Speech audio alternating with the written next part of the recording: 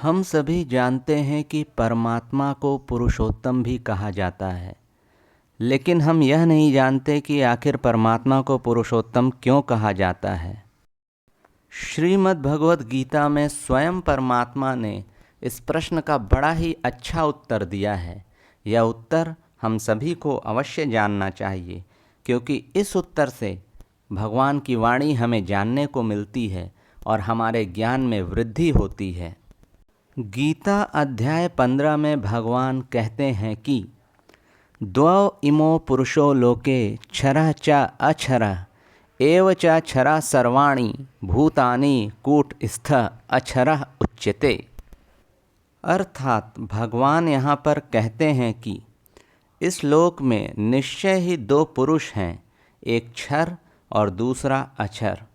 क्षर समस्त भूतों को तथा कूट स्थित को अक्षर कहा जाता है। अर्थात क्षर समस्त भूतों के शरीरों को कहा जाता है, क्योंकि इनका क्षरण होता है, यह नाशवान होते हैं। इसलिए समस्त भूतों के शरीरों को भगवान ने यहाँ क्षर कहा है और इसे एक पुरुष बताया है।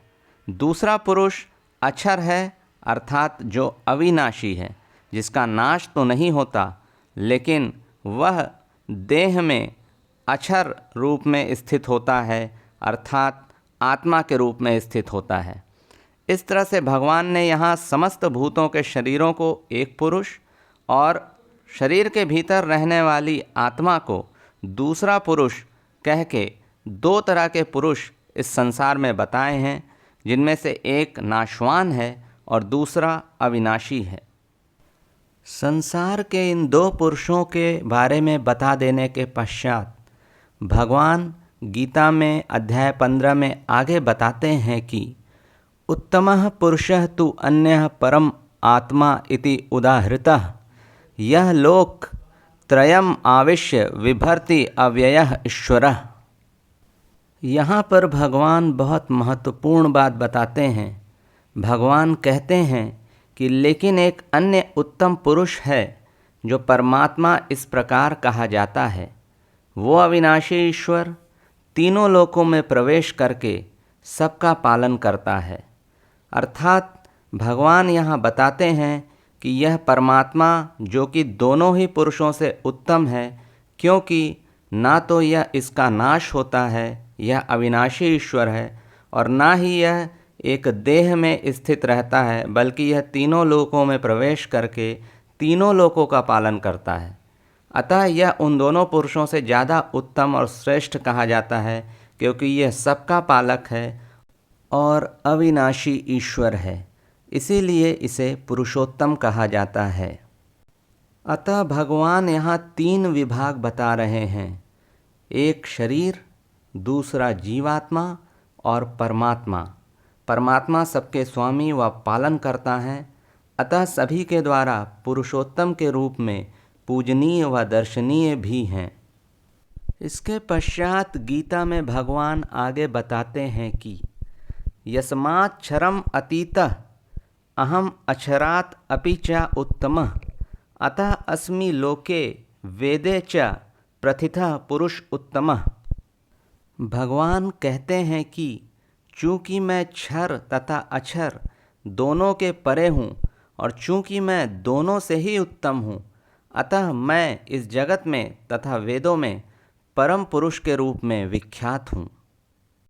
इसके पश्चात गीता में भगवान बहुत महत्वपूर्ण संदेश देते हैं। भगवान कहते हैं, यह माम एवं असम्मूढ़ः जानाति पुरुष उत्तमं सह सर्ववित् भजति माम सर्वभावेन भारत।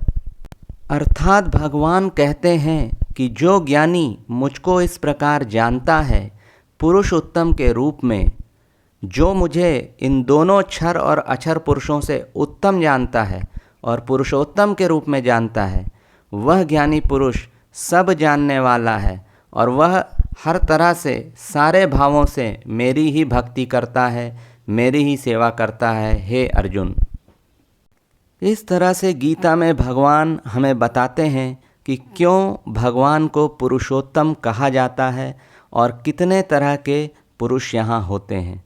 इसीलिए गीता में ही भगवान ने इस ज्ञान को सर्वाधिक गुप्त ज्ञान कहा है और इसे जानने वाला मनुष्य बुद्धिमान हो जाता है तथा कृतकृत्य हो जाता है, अर्थात वो उसने सब कुछ कर लिया है।